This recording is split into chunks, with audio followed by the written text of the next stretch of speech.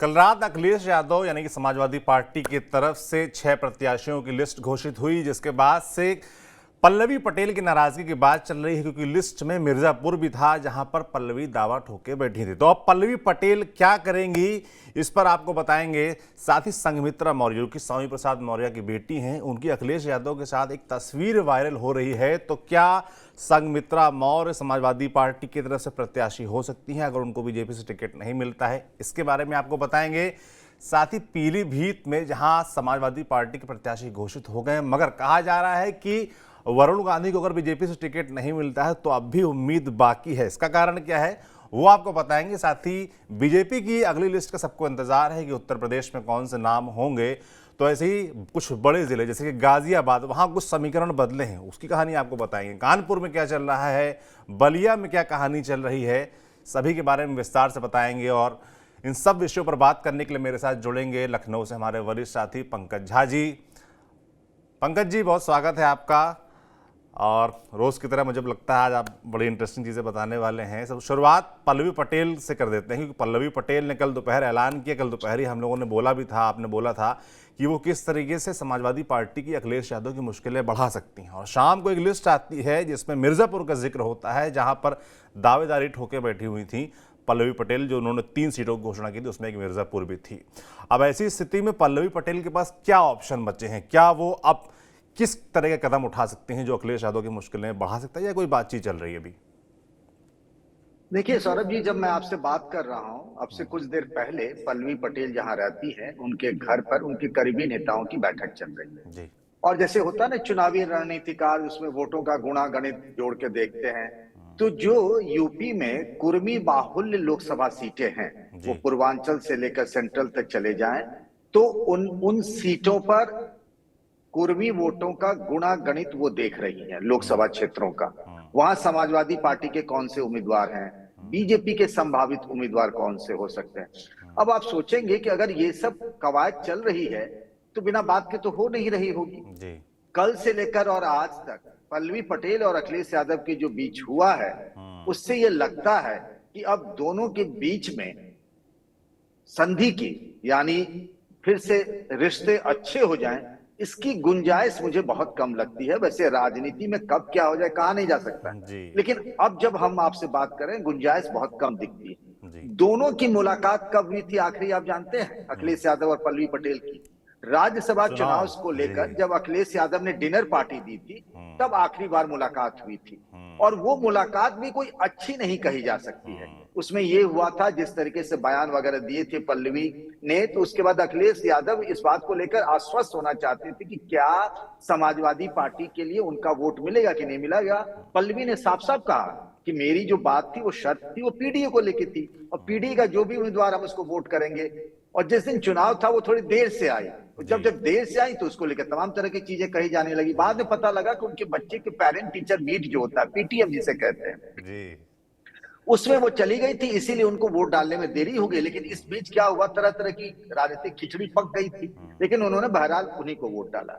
लेकिन जो उन्होंने बातें कही थी, उस बात को लेकर तब से संवादहीनता की स्थिति है। और जी। उसी दरमियान जब बातचीत हुई थी तो ये भी हुआ था कि लोकसभा चुनाव को लेकर क्या करना है। उसमें पल्लवी पटेल ने ये बात कही थी कि वो चाहती है कि फूलपुर से वो या उनके परिवार, जब हम बात परिवार की करते हैं तो उनकी मां कृष्णा पटेल, जो जी। सोनीलाल पटेल की पत्नी है, और जिनको अखिलेश यादव राजमाता कहकर संबोधित करते हैं। ये आपने उनके साथ जो कई फोटो सोशल मीडिया में देखी होगी, अखिलेश यादव ने खुद उस वक्त ट्वीट, तब ट्विटर था, अब तो एक्स हो गया है, उन्होंने ट्वीट किया था, राजमाता कहकर किया था। और पल्लवी पटेल के पति पंकज निरंजन कि हम एक सीट फूलपुर लेंगे और कोई एक सीट आप अपनी मर्जी की दे दीजिए।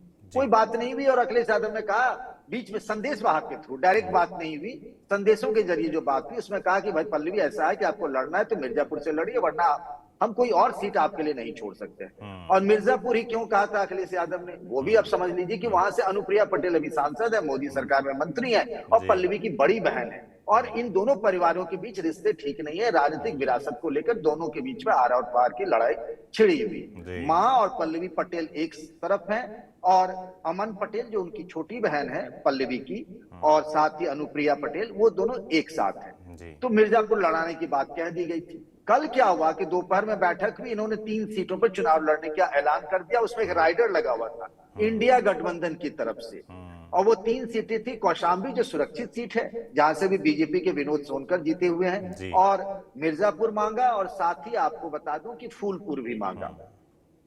शाम में क्या हुआ रिएक्शन में, जब अखिलेश यादव अपनी करीबी नेताओं के साथ बैठे हुए थे, उनके पास मैसेज दिया, वो भड़क गए। उन्होंने ये कैसे कोई ऐलान कर सकता है जबकि अलायंस पार्टनर में है। और टेक्निकली अगर देखें तो पल्लवी पटेल समाजवादी पार्टी की विधायक है सिराथू से, जहां डिप्टी सीएम केशव प्रसाद मौर्य हार गए थे। और आनंद फानंद में कल देर शाम अखिलेश यादव ने मिर्जापुर से राजेंद्र बिंद को टिकट भी दे दिया। अब उसके बाद क्या हुआ ये जान लें।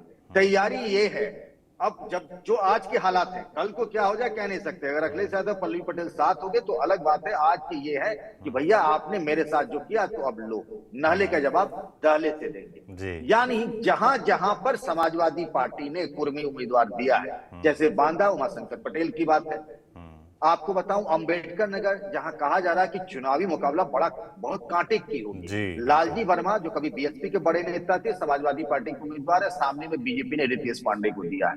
तो ये तैयारी है पल्लवी पटेल और उनकी पार्टी अपना दल का मेरावादी की तरफ से कि अब भूसा भर देंगे समाजवादी पार्टी को।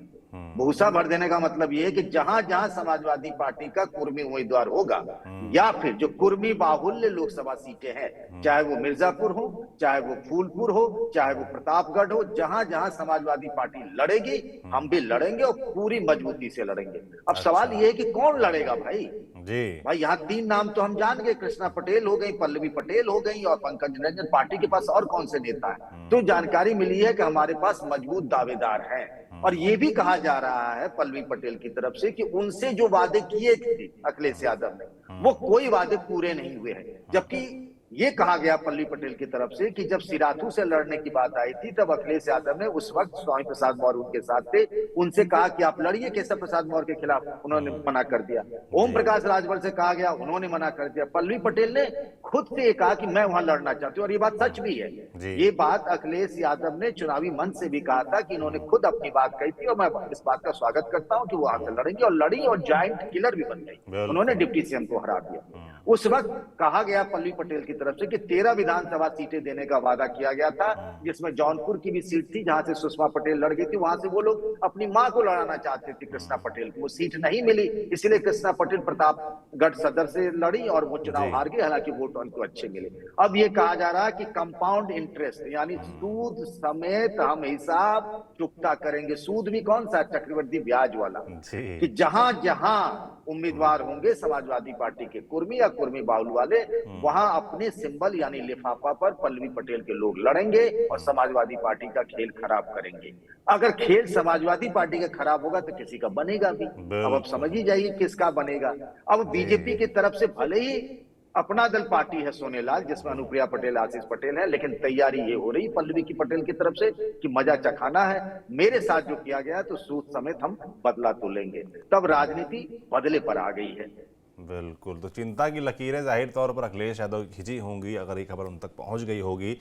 देखने वाला होगा कि उस पर क्या फैसला लेते हैं। एक और बागी की बात करते हैं। स्वामी प्रसाद मौर्य जो कुछ दिनों पहले अखिलेश यादव की पार्टी समाजवादी पार्टी से अलग हुए, उन्होंने अपनी नई पार्टी की घोषणा कर दी। मगर अब चर्चा है कि थोड़ा दोस्ती फिर से हो रही है, एक दूसरे के प्रति थोड़ा सौम्यता बरती जा रही है। साथ ही साथ एक फोटो वायरल है उनकी बेटी संघमित्रा मौर्य की अखिलेश यादव के साथ सोशल मीडिया पर, जिसके बाद कयास लगाए जा रहे हैं कि अगर संघमित्रा मौर्य को बीजेपी से टिकट नहीं मिलता है, जिसके चांसेस ज़्यादा दिख रहे हैं कि उनको टिकट नहीं मिलेगा, ऐसी स्थिति में अखिलेश यादव यानी कि समाजवादी पार्टी उनको टिकट दे सकती है। ये जो फोटो वायरल है और ये जो कयास लगाए जा रहे हैं, क्या कहानी है पंकज जी? ये ना अचानक आज सवेरे से हम सब पत्रकारों के, कुछ नेताओं के मोबाइल पर ही फोटो आने लगे। फोटो में अखिलेश यादव नजर आ रहे हैं और संघमित्रा मौर्य नजर आ रही है। अब सोचिए कि 2019 से तो संघमित्रा मौर्य बीजेपी में है और वहां से सांसद है। इस बीच स्वामी प्रसाद मौर्य के यहाँ कोई ऐसा कार्यक्रम भी नहीं हुआ, मतलब फंक्शन जो होता है जिसमें अखिलेश यादव जाए। और भले ही क्या होता है इस तरह के सार्वजनिक कार्यक्रमों में किसी भी पार्टी के लोग हैं, मेल मुलाकात होती है, तस्वीरें भी साझा करते हैं। आपने देखा होगा केशव प्रसाद मौर्य और अखिलेश यादव भी एक मंच पर एक बार दिख गए थे शादी के फंक्शन में। तो ये होता है। तो हमने कहा भाई पता नहीं कहां से आ गया, क्या दोनों की गुप्त मुलाकात हो गई क्या संघमित्रा मौर्य, और चर्चा भी है इस तरह की कि संघमित्रा मौर्य को शायद बीजेपी इस बार मौका ना दे बदायूं से चुनाव लड़ने के लिए, जहां से जी अखिलेश यादव ने अपने चाचा शिवपाल यादव को उम्मीदवार बना लिया जी है। और इस तरह की जानकारी पहले भी आई थी, हमने और आपने इस पर डिस्कस किया था कि जब स्वामी प्रसाद मौर्य थे अखिलेश यादव के साथ में, कि 3 सीटें, ये समाजवादी पार्टी की तरफ से कहा गया था कि 3 सीटें रख ली गई थी, जो मान लीजिएगा टिकट कट गया संघमित्रा को तो वहां से लड़ाया जा सकता है। उसमें से आंवला भी था, एटा भी था और कुशीनगर भी थी। हालांकि आंवला से भी प्रत्याशी दे दिए गए हैं, अब वहां पे नीरज मौर्य है, कुशीनगर सीट खाली है, एटा से भी उम्मीदवार हो गया है। तो जो जी फोटो आई तो क्या कुछ खिचड़ी पक रही है क्या अखिलेश यादव और संघमित्रा मौर्य के बीच में? क्योंकि अखिलेश यादव ने जब से कहा, जब सवाल पूछा गया कि स्वामी प्रसाद मौर्य आपकी पार्टी से चले गए, तो उन्होंने कहा कि अच्छा कब चले गए, ऐसा हुआ है क्या? तो जी और जिस तरीके से स्वामी प्रसाद मौर्य ने भी अखिलेश की तारीफ की हफ्ते भर पहले, उनके खिलाफ कुछ बोल नहीं रहे, तो ऐसा लग रहा है कि कुछ ना कुछ संकेतों में खिचड़ी पक रही होगी। जी अब उसके दरमियान में ये फोटो आ जाना तो लगा कि हो सकता है, कभी कभी चीजें अनहोनी होती है राजनीति में। तो लेकिन बाद में हमने पूछा अखिलेश यादव से भी कि भाई ये फोटो वाकई में आप लोगों की मेल मुलाकात हुई है? तो उन्होंने लिखा और क्या टिकट देने वाले हैं? तो उधर से जवाब आया कि सब बकवास है। संघमित्रा मौर्य से भी हमने फोन पर बात की कि फोटो वायरल हो रही है, चक्कर क्या है? बोले हम तो यहाँ घूम रहे हैं, बदायूं में चुनाव प्रचार कर रहे हैं बीजेपी के लिए, हम यहाँ से सांसद हैं, मुझे टिकट मिलेगा, मैं चुनाव लड़ूंगी, मैं क्यों जाऊं समाजवादी पार्टी की तरफ अखिलेश यादव से मिलने के लिए? जी ये पुरानी फोटो है जो जानबूझकर मुझे बदनाम करने के लिए, मेरा चुनाव खराब करने के लिए ये फोटो वायरल किया जा रहा है। मेरा कोई लेना देना नहीं है आज की तारीख में समाजवादी पार्टी से।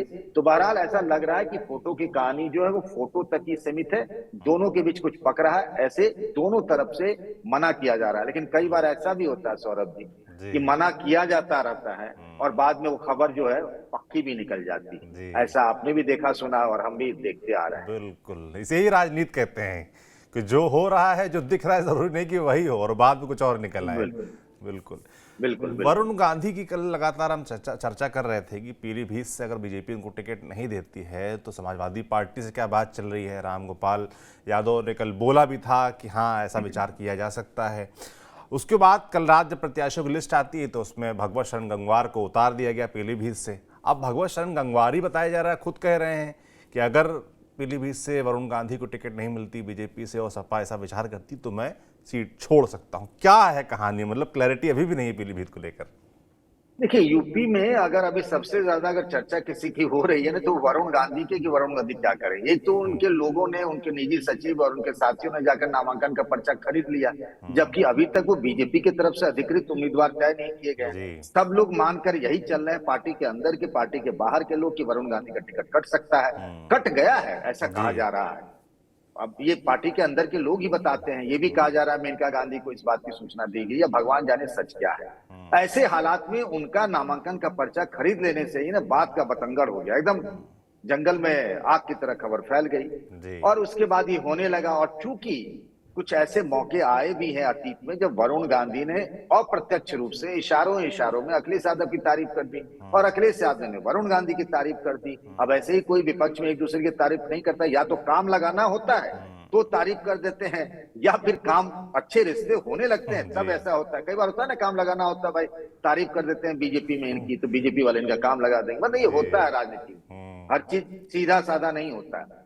तो ये हो सकता है। अब जब ये कह दिया रामगोपाल यादव ने, अखिलेश यादव ने, कि हम विचार कर सकते हैं अगर बीजेपी टिकट काट देती है, और शाम तक में पीलीभीत से भगवत शरण गंगवार आ गए टिकट लेकर के बरेली में।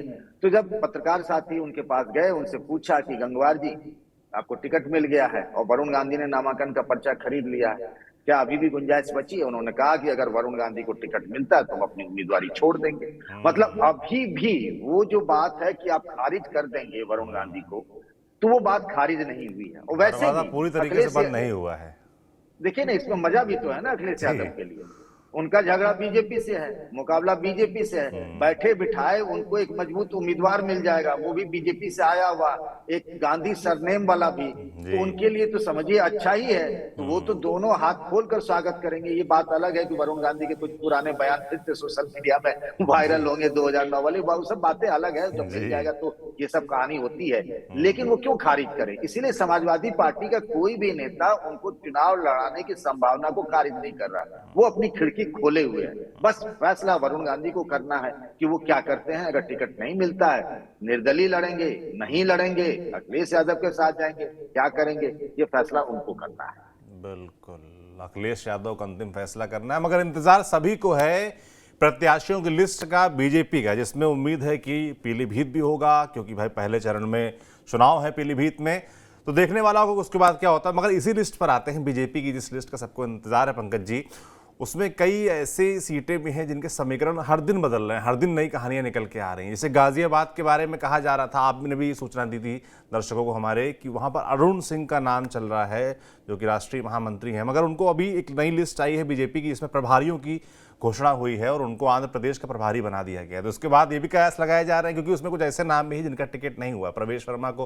प्रभारी बनाया गया है, विनय शास्त्र बुद्धे को प्रभारी बनाया गया है, तो ऐसे कई नाम हैं जिसके बाद ये कयास लगाया जा रहा है कि क्या गाजियाबाद से उनका दावा हट गया है तो कौन और नए नाम हो सकते हैं। इस तरीके से मेरठ का समीकरण साथ में बदल सकता है, लोग कह रहे हैं, क्या कहानी है?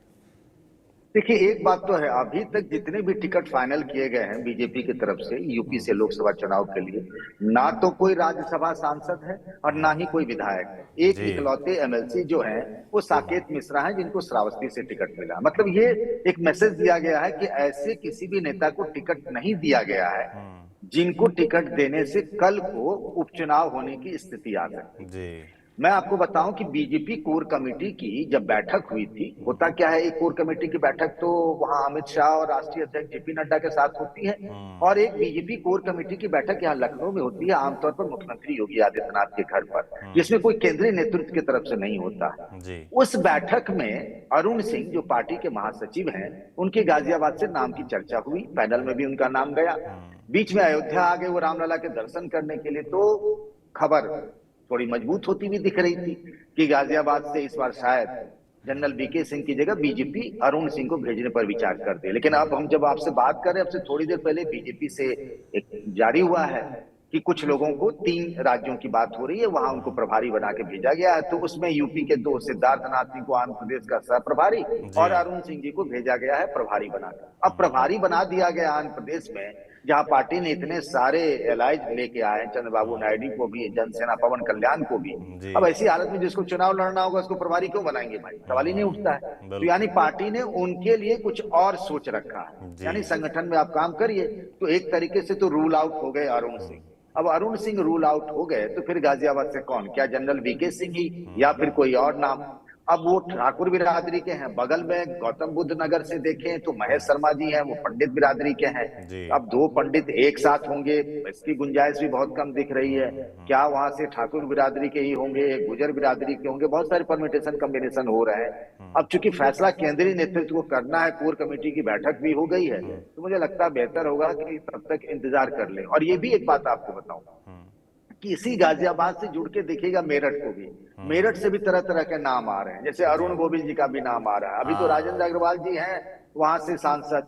मुझे याद है 2019 में भी जब चुनाव हो रहा था ना, तो सब यही मान के चल रहे थे कि राजेंद्र अग्रवाल की जगह कोई दूसरा चेहरा हो, पर ऐसा हुआ नहीं। अब फिर से एक बार चुनाव आ गया है, कोर कमेटी की बैठक हो गई, केंद्रीय नेतृत्व के साथ ही बैठक हो गई और ढेर सारे नाम चल रहे हैं। और खासतौर पर अरुण गोविल और कुमार विश्वास का नाम चल रहा है वहां पर, सोशल मीडिया तो कम से कम चल ही रहा है। मतलब ये सोशल मीडिया में, मुझे नहीं लगता, पता नहीं पैनल में है कि नहीं है, और पैनल में है तो केंद्रीय नेतृत्व ने उस पर क्या फैसला किया मैं यहाँ से नहीं कह सकता हूँ आपको, क्योंकि छन छन कर खबरें आनी जो है ना, वो फिल्टर जो है वो बंद हो चुका है, पता ही नहीं चल रहा क्या हो रहा है। और जो लोग कोर कमेटी की बैठक में थे ना, वो सब आजकल मौन व्रत पर चले गए। जब आप पूछ लीजिए मौन व्रत पर, ऐसे आप बात कर लीजिए, 50 लीजिए, देश दुनिया की तमाम चीजें बात कर ली, अमेरिका से लेके पाकिस्तान डिस्कस हो जाएगा, पर उस पर बात नहीं हो रही, पता नहीं क्या कहा गया है। तो कुमार विश्वास जी का भी नाम चल रहा है।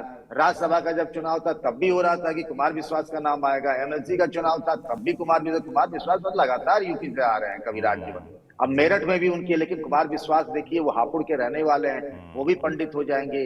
अब नोएडा भी पंडित, तो मतलब मेरठ में किसको दिया जा रहा है, वैश्य समुदाय को दिया जाएगा कि नहीं, क्योंकि पीयूष गोयल जी के नाम की भी बड़ी चर्चा थी, वो तो मुंबई चले गए हैं। तो अरुण गोविल, अब पता नहीं क्या होने वाला है, लेकिन सोशल मीडिया में इन दोनों के नाम को लेकर खूब चर्चा हो रही है और हम अपने अपने तरीके से दोनों को उम्मीदवार बनाए पड़े हुए हैं सोशल मीडिया में, अरुण गोविल को भी और कुमार विश्वास को भी।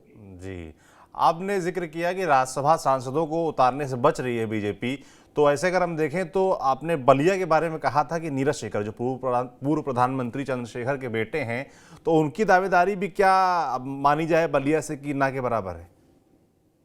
देखिए, ना तो कह ही नहीं सकते बीजेपी को लेकर के बीजेपी क्या फैसला करेगी, ना कह सकते ना हाँ कह सकते हैं, बहुत मुश्किल है ये कह पाना। जी। लेकिन जो संकेत मिल रहा है, जो तर्क लग रहा है पीछे, जो लॉजिक लग रहा है कि भाई कोई राज्यसभा सांसद अब तक लड़ाया नहीं गया, नीरज शेखर राज्यसभा सांसद है, प्रधानमंत्री उनको बहुत मानते हैं, और मानते हैं इस वजह से कि वो पूर्व प्रधानमंत्री चंद्रशेखर के बेटे हैं। जब पहली बार बीजेपी ज्वाइन करके गए थे ना नीरज शेखर प्रधानमंत्री से मिलने के लिए समाजवादी पार्टी छोड़कर, तब उन्होंने कहा था कि मेरा सौभाग्य है चंद्रशेखर के बेटे होने के नाते आप हमारे साथ हैं। अब इतनी बड़ी बात कह दी तो नीरज शेखर बल्ले बल्ले थे, तो ये मानकर लोग चल रहे हैं। और वीरेंद्र सिंह मस्त वहां से सांसद हैं, पहले वो सांसद भदोही से हुआ करते थे, तो वो भी चुनाव लड़ना चाहते हैं। नीरज शेखर राज्यसभा के सांसद है, कह दिया जाएगा संगठन की तरफ से तो चुनाव लड़ लेंगे।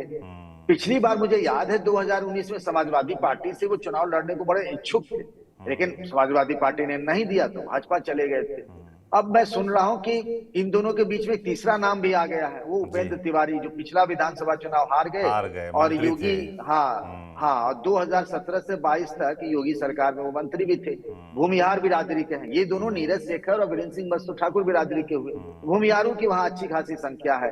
अगर पार्टी सवर्ण को देने पर ही विचार कर रही है तो उपेंद्र तिवारी का भी नाम हो सकता है। अगर राज्यसभा सांसद को नहीं देना है तो फिर तो नीरज शेखर नहीं होंगे, तब दो विकल्प बचते हैं। अब ये प्रधानमंत्री नरेंद्र मोदी और अमित शाह जी को और केंद्रीय नेतृत्व को तय करना है कि इसमें से किसको दिया जाए। इसी तरीके से मामला अगर बगल की सीट पर देखें तो गाजीपुर का भी बनता है। अब देखिए, घोसी जो सीट है वो तो चली गई ओम प्रकाश राजभर को, समाजवादी पार्टी ने वहां से राजीव राय को उम्मीदवार बना दिया जो बिहार बिरादरी के हैं। वहां से मुझे लग रहा है बसपा ने, बीएसपी ने एक मुस्लिम को देने की तैयारी कर ली। अब गाजीपुर में अफजाल अंसारी है सामने, अब किसको दिया जाए? अब कॉम्बिनेशन बिठाने की बात हो रही है। तो पिछली बार मनोज सिन्हा जी चुनाव लड़े थे भूमिहार बिरादरी के, इस बार क्या भूमिहार को दिया जा रहा है? बात उनके बेटे अनुभव सिन्हा की भी हो रही है। बात अभी पिछले 1-2 दिनों से देखें तो ये तेज हो रहा है कि किसी पिछड़े, अति पिछड़े समुदाय से किसी को चुनाव लड़ाया जाए ताकि उस पूरे इलाके को कैटर करे, क्योंकि बलिया, गाजीपुर, घोसी, बनारस, ये सब आपस में मिले जुले हैं। तो आपको एक ना सामाजिक समीकरण बिठाना पड़ेगा। अब उस पे किसका नाम आगे करके टिकट दिया जाए ये कहना मुश्किल है। ये फैसला भी देखिए दिन ब दिन, अभी तो बिल्कुल खामोशी है, सब इंतजार करें केंद्रीय चुनाव समिति की बैठक को और लिस्ट बाहर आए। और इसमें लिस्ट में भी ये जरूरी नहीं है कि सबके नाम आ जाए, हो सकता है कि शुरुआत के पहले और दूसरे राउंड के भी आ सकते हैं। सहारनपुर अभी तक नहीं हुआ, फर्स्ट राउंड में है। पीलीभीत फर्स्ट राउंड में नहीं आया। मुरादाबाद देखिए फर्स्ट राउंड में अभी तक उम्मीदवार की घोषणा नहीं हुई है। तो सब लोग बेसब्री से इंतजार कर रहे हैं सौरभ जी की जल्दी से घोषणा तो हो जाए, कम से कम होली किसी की अच्छी तो हो जाए। आपने कहा कि जरूरी नहीं है कि जो अगली लिस्ट आए उसमें आगे के चरणों के नाम भी हो, पहले दूसरे तक सीमित हो सकता है। तो ये सुनकर हमारे कानपुर के लोग बड़े मायूस हो गए होंगे कि चौथे चरण में चुनाव है और कई नाम वहाँ पे चर्चा में है। मालिनी अवस्थी का नाम चल रहा है, सत्यदेव पचौरी जो फिलहाल सांसद है उनका नाम है, उनकी बिटिया नीतू सिंह का नाम चल रहा है, और कल से एक और नया नाम जो बीच में गायब हो गया था, डॉक्टर दिनेश शर्मा जो कि पूर्व उप मुख्यमंत्री हैं उत्तर प्रदेश के, और उनके बारे में हमने कहा था कि उनका नाम रायबरेली से हो सकता है, उनका नाम फिर कानपुर लौटा है, ऐसी चर्चा है। देखिए, ऐसा है कि ये मान के चला जा रहा है, बीजेपी की तरफ से जो जानकारी मिली वो कि कानपुर से कोई धाकड़ ब्राह्मण उम्मीदवार को लड़ाया जाए जिसके नाम से, चेहरे से, बोल वचन से लगे कि ब्राह्मण नेता है। दिनेश शर्मा उसमें फिट बैठते हैं ब्राह्मण नेता के तौर पर। हालांकि बहुत ऐसा विवादित बयान वो नहीं देते हैं, ना बहुत ज्यादा वो रहते हैं मीडिया में, लेकिन उनके सामने दिक्कत वही है कि अभी तक किसी राज्यसभा सांसद को नहीं दिया गया है। कुछ ही दिन पहले बने हैं, और ये जो पूरे देश भर में विस्तारकों का जो कार्यक्रम है, विस्तारकों के साथ उनकी मॉनिटरिंग करना, वो पूरे देश भर के विस्तारकों का काम दिनेश शर्मा को दिया गया। ये बड़ी जिम्मेदारी दी गई है। अब उस जिम्मेदारी के होते हुए और फिर उनको इस काम में लगाना, लेकिन ये तय है कि कानपुर से कोई बड़ा ब्राह्मण चेहरा आएगा। अब सत्यदेव पचौरी जब हुए तो कुछ उस तरीके की फील नहीं आई है।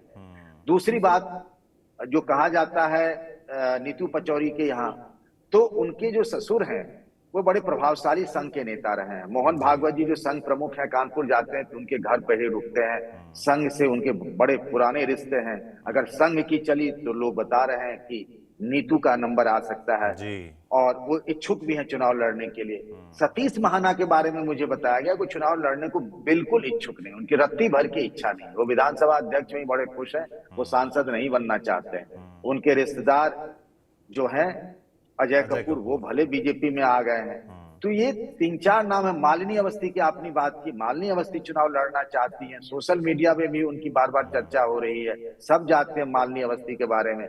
मालिनी अवस्थी का ससुराल है, वहां उनका एक मंदिर भी है चकेरी इलाके में। इस बार भी हमने देखा कि वो जब भी मंदिर जाती है, वो उनके पति जो यूपी सरकार में सलाहकार है, पूर्व अवनीश IAS अवस्थी अवनीश जी। अवस्थी, तो वो सब मंदिर जाते हैं तो वीडियो वीडियो भी डलता है, फोटो वोटो सब लोग जानते हैं। कानपुर आना जाना भी रहा है और चर्चित नाम भी है। तो एक ब्राह्मण नेता के तौर पर उनकी भी छवि को पेश किया जा रहा है। लेकिन अब केंद्रीय नेतृत्व को तय करना है कि आखिर किसका नंबर आता है। लेकिन कानपुर को लेकर बड़ी चर्चा हो रही है, अब देखते हैं कि लिस्ट में नाम किसका आता है।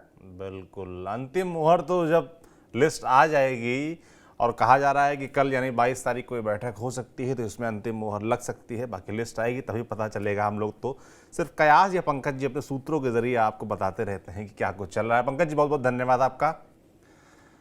धन्यवाद। बाकी उत्तर प्रदेश से जुड़ी ऐसी तमाम जानकारियां, राजनीति से जुड़ी ऐसी तमाम जानकारियां लगातार आप तक हम पहुंचा रहे हैं कि कौन सा प्रत्याशी कहां से हो सकता है, क्या राजनीतिक दांव-पेच चल रहे हैं पार्टियों के बीच।